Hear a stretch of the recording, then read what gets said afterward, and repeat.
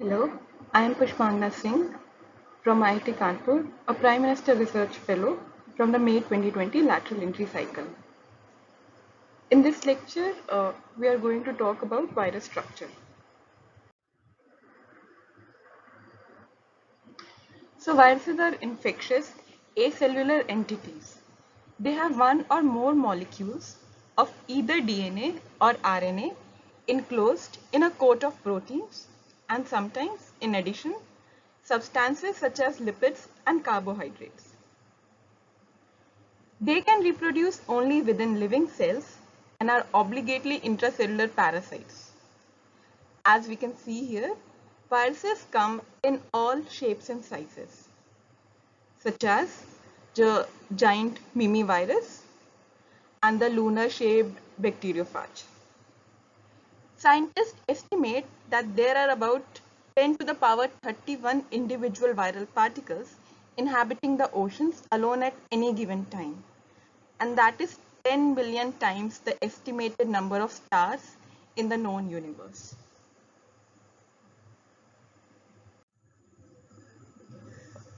Unlike cell-based life forms, viruses don't have a single common ancestor, which makes it impossible to create a phylogenetic tree.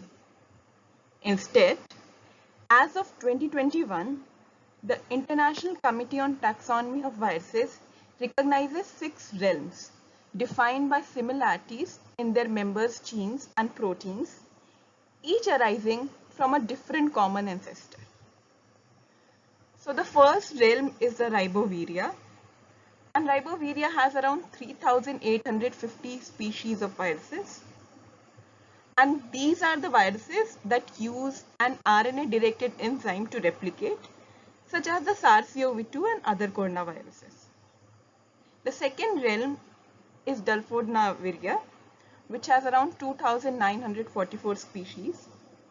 And this realm contains double-stranded DNA viruses with a common shell structure, such as human herpes viruses. The third realm is Monodnaviria, which has 1,416 species, and it has single-stranded DNA viruses with a particular DNA binding protein, such as the human papilloma viruses. The fourth realm is Varidnaviria, and it has 268 species. These are DNA viruses that share a common shell structure, such as the African swine fever virus. The fifth realm is Adnaviria, which has 31 species, and it has filament-shaped viruses that infect archaea and share a shell structure. The last in the sixth realm is the Ribosiviria, and these are small, unusual viruses such as hepatitis T virus, and they have only 15 species of viruses. Here in this slide, we can appreciate how minuscule virions are when compared to even something as small as a grain of sand, or to a pollen or a dust particle. Coronaviruses are 100 to 200 nanometer in size, but there are disease-causing virions such as Zika and poliovirus, which are even smaller than that.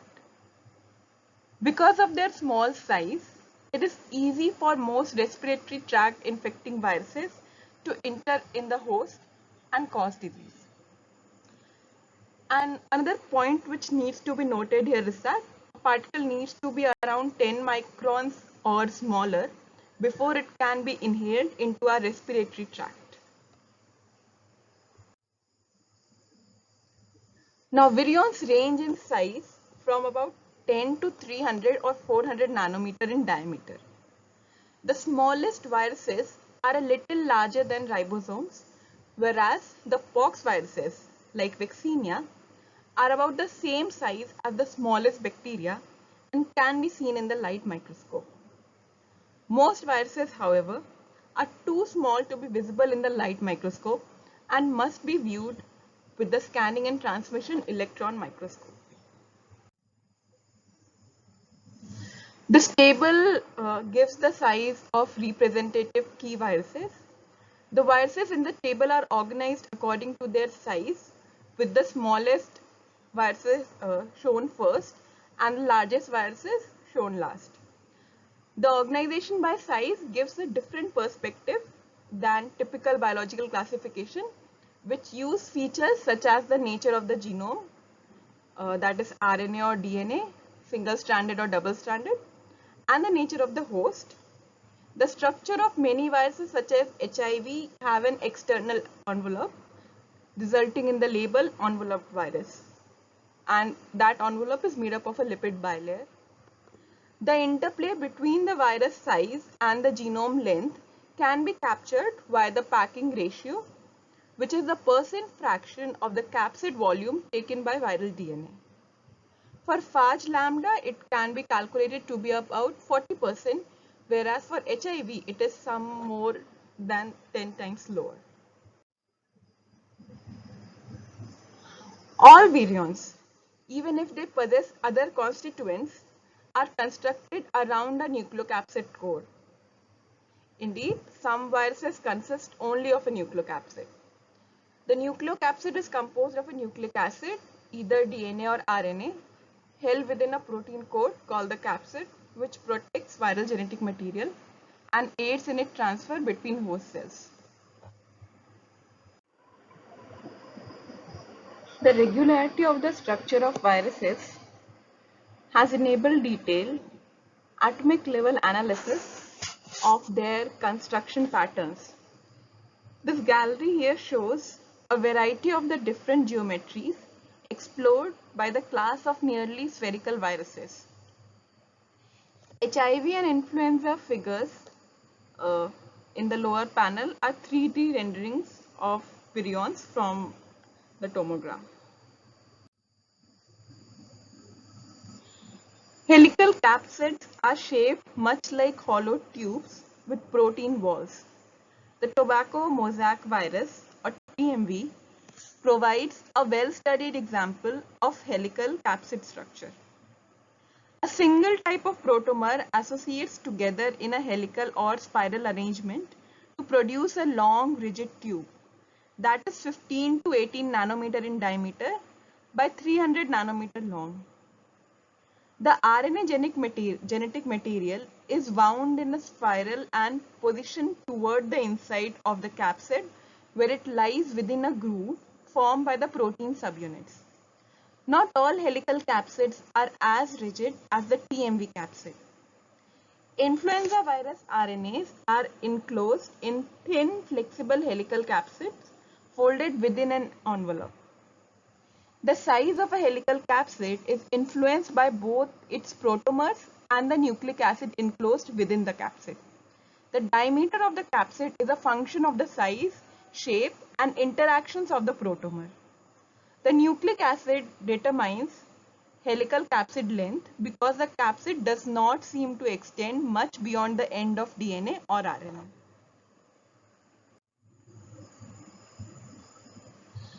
The icosahedron is one of the nature's favorite shapes. The helix is probably the most popular. Viruses employ the icosahedral shape because it is the most efficient way to enclose a space. A few genes, sometimes only one, can code for proteins that self-assemble to form the capsid. In this way, a small number of linear genes can specify a large three-dimensional structure. Certain requirements must be met to construct an icosahedron. Hexagons pack together in planes and cannot enclose a space, and therefore pentagons must also be used. When icosahedral viruses are negatively stained and viewed in the transmission electron microscope, a complex icosahedral capsid structure is revealed. The capsids are constructed from ring or knob-shaped units called capsomers, each usually made up of 5 or 6 protomers. Pentamers or pentons have 5 subunits. Hexamers or hexons possess 6. Pentamers are at the vertices of the icosahedron, whereas hexamers form its edges and triangular faces. The icosahedron in this figure is constructed of 42 capsomers Larger icosahedra are made if more hexamers are used to form the edges and faces.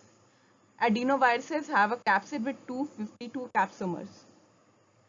In many plant and bacterial RNA viruses, both the pentamers and hexamers of a capsid are constructed with only one type of subunit, whereas adenovirus pentamers are composed of different proteins than are adenovirus hexamers.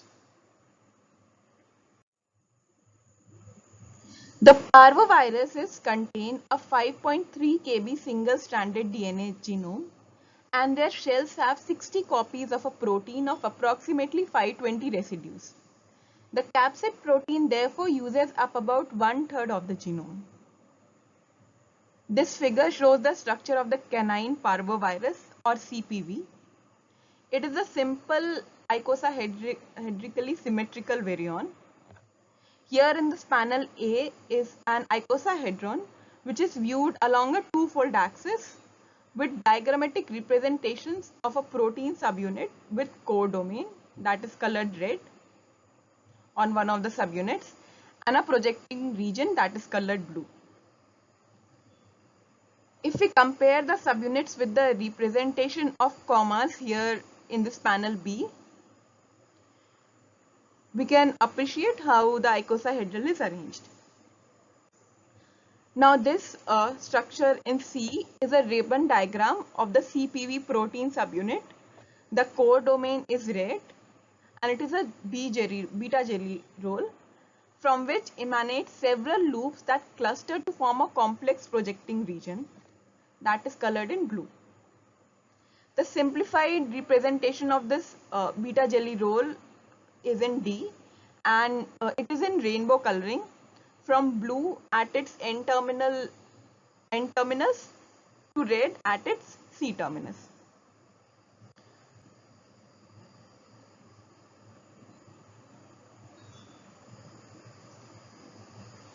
Here this panel E shows icosahedron, which is same as in A but with a ribbon representation of one of the subunits. This F panel is a ribbon representation of all the 60 subunits with the subunit from E in blue and all others in grey.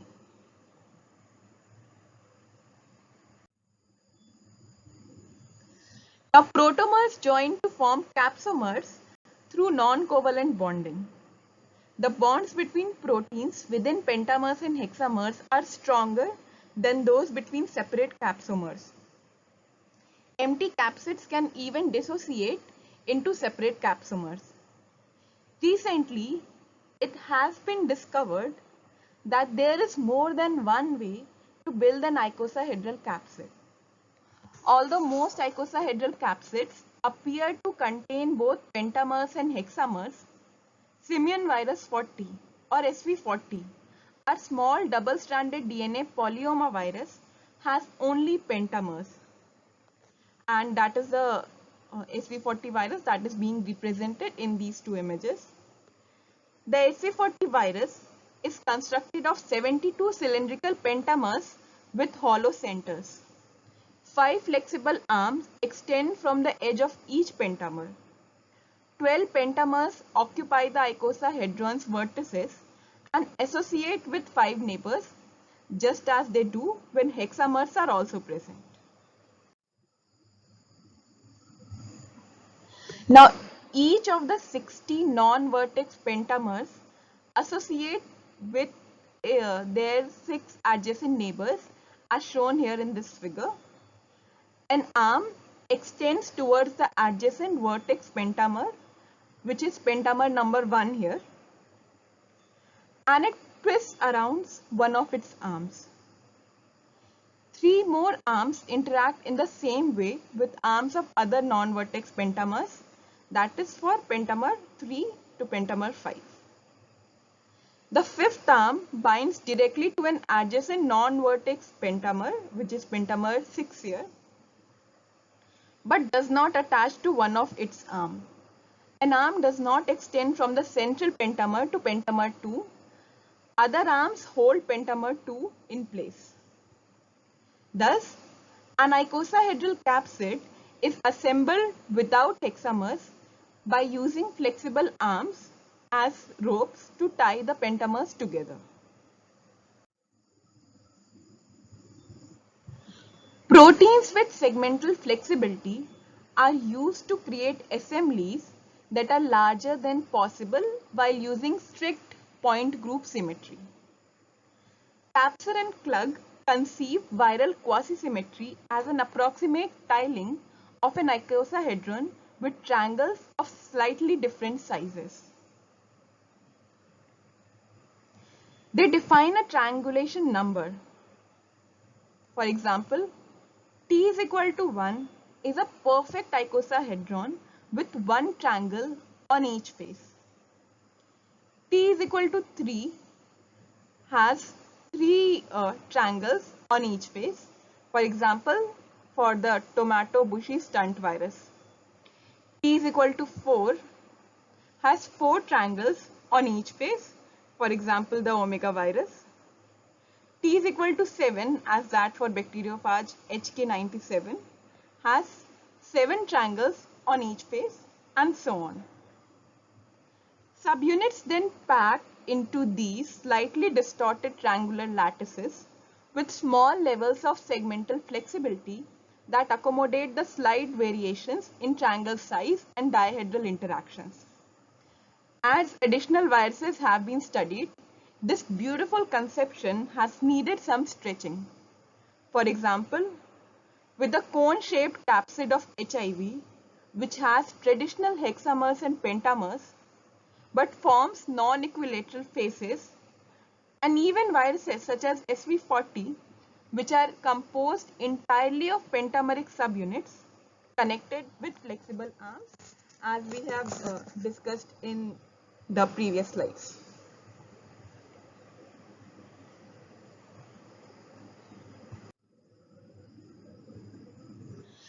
Now this is a quasi-equivalent arrangement of 180 commas in a T is equal to 3 icosahedral surface lattice on a sphere. T is equal to 3 icosahedral arrangement means on each face there are 3 triangles. Now the commas have a similar interaction, that is head to head in pairs, neck to neck in rings of the 3, tail to tail in rings of 5 or 6, but they fall into 3 sets designated A, B and C. If the commas are taken to represent proteins, then the conformational differences between A and B positions, for example, involve the differences between rings of 5 and rings of 6. For contacts involving the parts of the protein symbolized by their tails.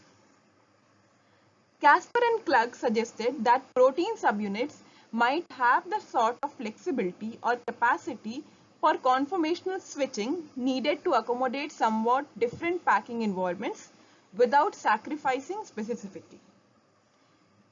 They postulated that viruses with more than 60 chemically and genetically identical subunits might exhibit the sort of near equivalence seen in the A, B and C conformers in this comma illustration.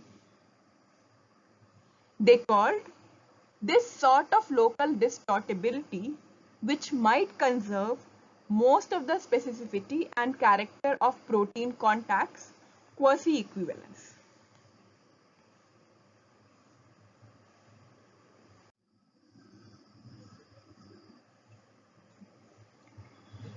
Tomato bushy stunt virus or TBSV has a T is equal to 3 icosahedral structure. This diagram shows the ribbon representation of the entire protein coat of the virus. The colors of A, B and C conformation subunits are the same as we discussed in the previous slide. On the right, this a schematic figure showing that the arms of the C subunits, which are colored in green, interdigitate around 3-fold axis of the icosahedral symmetry, forming a coherent inner framework. A number of plant and animal viruses such as TBSV and Norwalk virus conform to this description of quasi-equivalent arrangement. In TBSV and Norwalk virus, there are 180 genetically and chemically identical subunits in the capsid. The subunits are actually larger than those of the precoronaviruses, but most of the extra size comes from a second projecting domain that serves functions other than the construction of a closed shell. The size of the shell domain or the S domain in both cases is just about 200 residues, and the folded structure of the domain is again a jelly roll beta barrel. The important feature of the packing of these 180 S domains is illustrated in this TBSV diagram. The contents of an icosahedral asymmetric unit can be described as 3 chemically identical subunits with somewhat different conformations.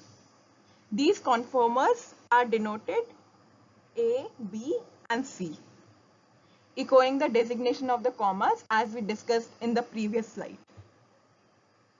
The differences among the conformers reside principally in an ordered or distorted conformation for part of the N-terminal arm and in the angle of the hinge between the S domain and the projecting P domain. The A and B conformations are nearly identical with distorted arms and similar hinge angles. The C conformation has an ordered arm and a different hinge angle from A and B. The ordered arms extend along the base of the S domain and intertwine with 2 others around the icosahedral 3-4 axis. Thus, the whole collection of 60 C subunit arms form a coherent inner scaffold.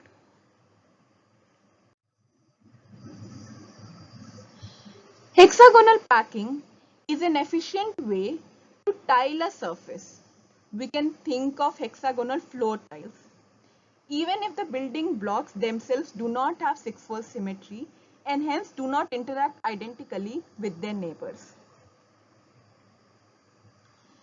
In many larger icosahedrically symmetrical virus particles, the outer shell building blocks are centered at the vertices of an icosahedral surface lattice, subtriangulated as anticipated by Casper and Klug, but with the oligomeric building blocks themselves are not hexamers. In some cases, for example adenoviruses, they are trimers with a chemically distinct pentameric building block on the 5-fold vertices, and in other cases, for example the polyoma and papilloma viruses, the building blocks are all identical pentamers. Viewed at low resolution, for example by negative stain electron microscopy, all of these viruses have globular lumps at the vertices of a lattice with one of the allowed triangulation numbers. For example, T is equal to 25 for the adenoviruses and T is equal to 7 for polyoma and papilloma viruses. But when seen at higher resolution, the 6 coordinated lumps are actually trimers or pentamers. And in the former case, the negative coordinated lumps are pentamers of a related but distinct polypeptide chain. Special mechanisms, either involving other structural proteins or flexible inter-subunit connections, are needed to hold the particles together because a single set of repeating quasi-equivalent inter-subunit contacts is not possible. Before the molecular principles of virus structure were fully understood, the globular lumps seen by low-resolution electron microscopy were called capsomers, meaning the structural units of the capsid. This word is still used when referring to apparent morphological units on the surface of a virus shell, but it is reserved for cases when all capsomers are the same and hence represent an oligomer, as in the pentameric unit of papillomaviruses.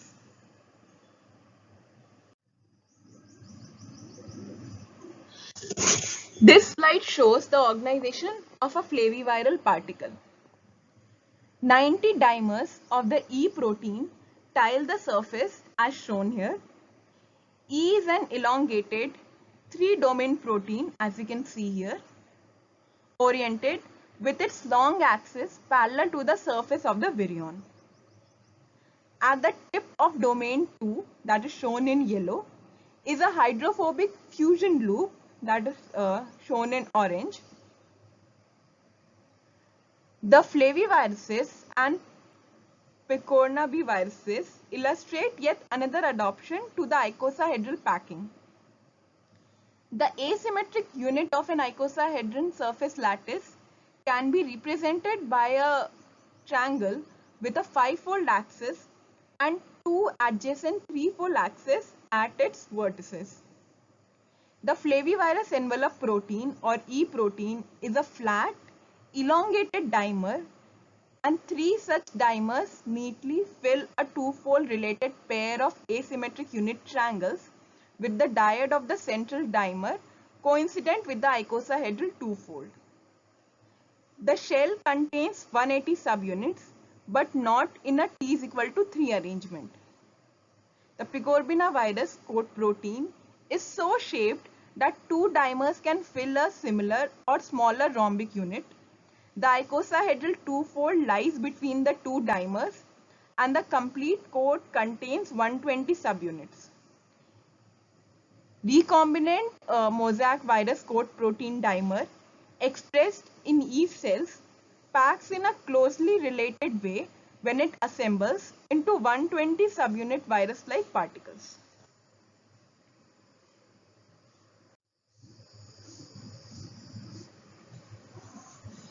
This shows the molecular arrangement of a rotavirus particle, illustrating the multiple concentric protein shells, as we can see here.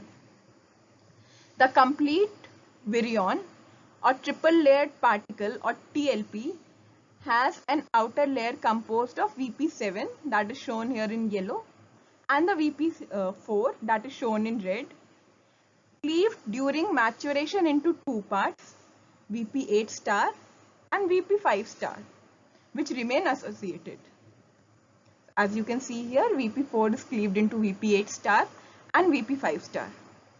The double layered particle or DLP has a core shell with VP2 subunits surrounded by a layer of VP6 trimers, which are shown in green, in a T is equal to 13 icosahedral lattice. The VP6 layer in turn dictates the organization of the VP7 layer, which clamps into place VP4 trimers projecting from a particular set of 6 coordinated positions. The locations of the VP1 polymerase, shown in purple, and of tightly wound double-stranded RNA, shown in magenta, are also shown in the figure here, which is here. The icosahedrically symmetrical core shell has VP2 subunits in 2 sets, which are designated A and B in dark blue and light blue respectively, shown in this figure, with completely non-equivalent contacts and only slightly different conformations. This type of shell is characteristic of many groups of double-stranded RNA viruses. The arrangement of copies of the inner shell protein in double-stranded RNA viruses is a particularly striking example of non-equivalent packing. There are 2 completely distinct environments for this protein designated A and B. 2 is not a permitted triangulation number, and quasi-equivalent packing of proteins in an icosahedral array is not possible. The amino acid side chains on the lateral surface of the core shell protein have different partners depending on the interface in which they lie. The distortion of the subunit itself when the two environments are compared is quite small.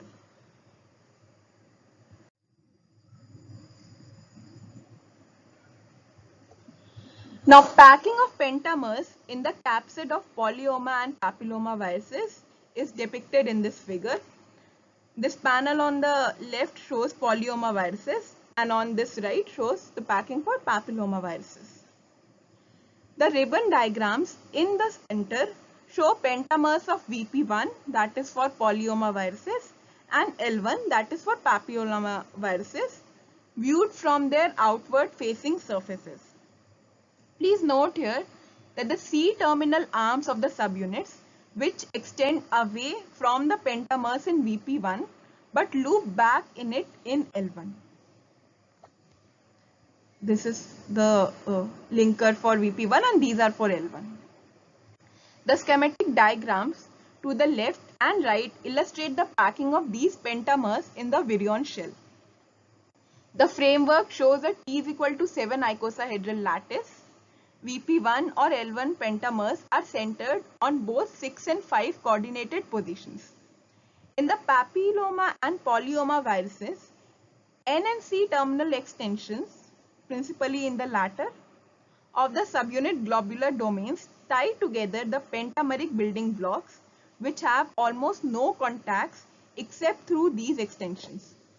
Flexibility of the arms allow formation of different kinds of contacts required to surround a pentamer with 6 other pentamers, that is, to position a pentamer at the 6 as well as at the negative coordinated vertices of a T is equal to 7 subtriangulated icosahedral lattice. The C-terminal arms emanate from one pentamer and dock into another. The way they dock is the same for all the arms with identical interactions locking them in place. Their configurations differ, however, between the point at which they emerge from the globular domain of their subunit of origin and the point at which they dock into their target subunit. So this was the lecture on virus structure, where we discussed different kinds of packaging concepts for viruses and how different kinds of viruses have different kinds of packaging.